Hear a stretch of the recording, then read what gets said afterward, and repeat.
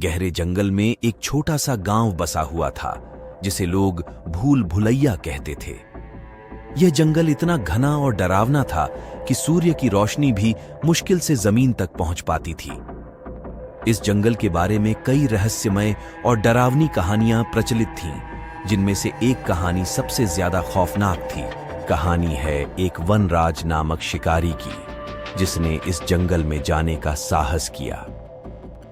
वनराज ने सुना था कि जंगल के मध्य में एक रहस्यमय खंडहर है जिसमें बेशुमार खजाना छिपा है, लेकिन उस खजाने की रक्षा एक प्राचीन अभिशाप से होती है जिसे कोई नहीं तोड़ सका। एक रात पूर्णिमा की चांदनी में वनराज जंगल में प्रवेश कर गया। वह रास्ते में कई अजीब आवाजें और परछाइयां देखता रहा, लेकिन उसे खजाने की लालच ने आगे बढ़ने से नहीं रोका।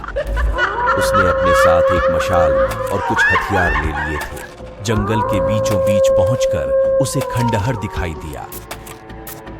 खंडहर के दरवाजे पर एक पुरानी पत्थर की पट्टी लगी हुई थी जिस पर लिखा था, जो भी इस खजाने को लेने आएगा वह कभी वापस नहीं जा पाएगा।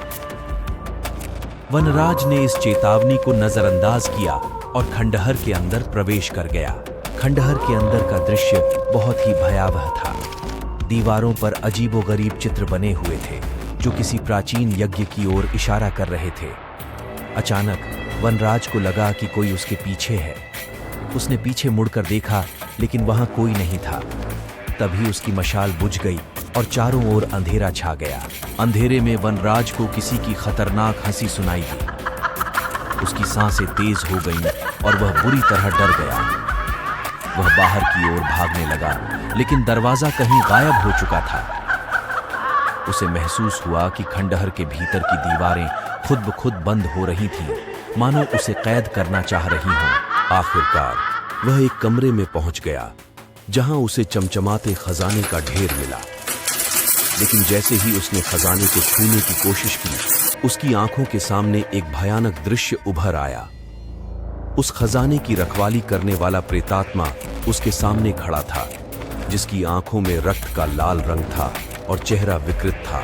प्रेतात्मा ने कहा, तुमने चेतावनी को नजरअंदाज किया और अब तुम्हें इसकी कीमत चुकानी होगी। वनराज का शरीर सिहर उठा और वह जमीन पर गिर पड़ा। उसकी चीखें जंगल में गूंजी, लेकिन कोई उसे बचाने नहीं आया। कहा जाता है कि उस दिन के बाद से वनराज कभी वापस नहीं आया। अब भी जब कोई उस खजाने की खोज में जाता है तो उसकी आवाजें सुनाई देती हैं, लेकिन कोई भी लौट कर नहीं आता।